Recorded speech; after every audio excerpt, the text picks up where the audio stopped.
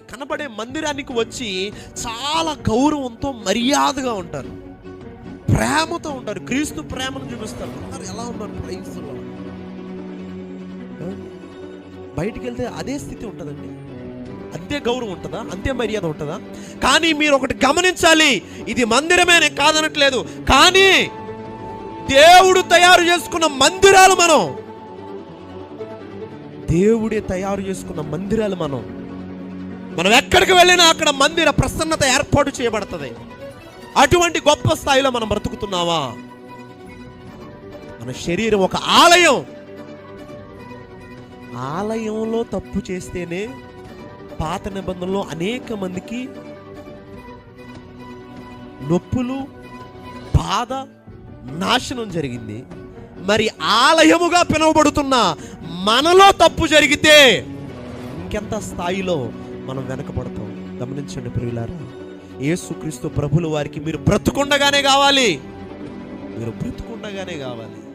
బ్రతికుండగా మీరు ఇష్టానుసారంగా చేసి అంతా అయిపోయిన తర్వాత నాకు యేసు కావాలి, అంతా అయిపోయిన తర్వాత నాకు భక్తి కావాలి, అంతా అయిపోయిన తర్వాత నాకు అది కావాలి అని అంటే, గమనించండి ప్రియులారా, దేవుడు ఎలా చూస్తాడంటే వేశ్యనైనా క్షమిస్తాడు కానీ వేషధాన్ని క్షమించడమ్మా, వేషధాన్ని క్షమించు.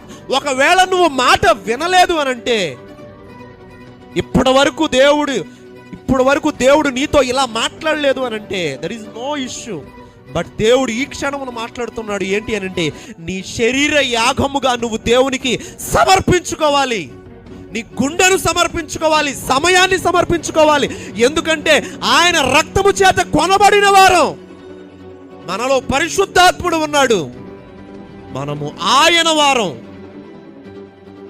లోకంలో కలిగి ఉన్న లాజిక్కే మీకు చెప్పాను. మీ వస్తువు తీసుకుంటే మీకు కోపం, మీ కారు తీసుకుంటే మీకు కోపం, ఇది నాది అనే మాట మీకు వస్తుంది.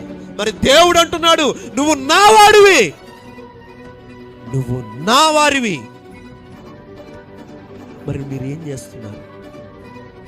దేవునికి ఇష్టానుసారంగా ఉన్నారా? దేవునికి సజీవ యాగముగా సమర్పించుకున్నారా? గమనించండి, సజీవ అని ఎందుకు అన్నారండి? ప్రతి మాట విలువైనదే. ఎందుకు మెన్షన్ చేయాల్సి వచ్చింది? మీరు బ్రతికుండగానే దేవుడికి కావాలి, మీరు బ్రతికుండగానే దేవుడికి కావాలి. గమనించండి ప్రియులారా, ఎందుకు సమర్పించుకోవాలి? మీలో పరిశుద్ధాత్ముడు పెట్టాడు, మీరు ఆయన వారు, మీరు విలువ పెట్టి కొనబడిన వారు, రక్తము కార్చి ఆయన ప్రాణాన్ని పెట్టి మిమ్మల్ని కొనుక్కున్నాడు.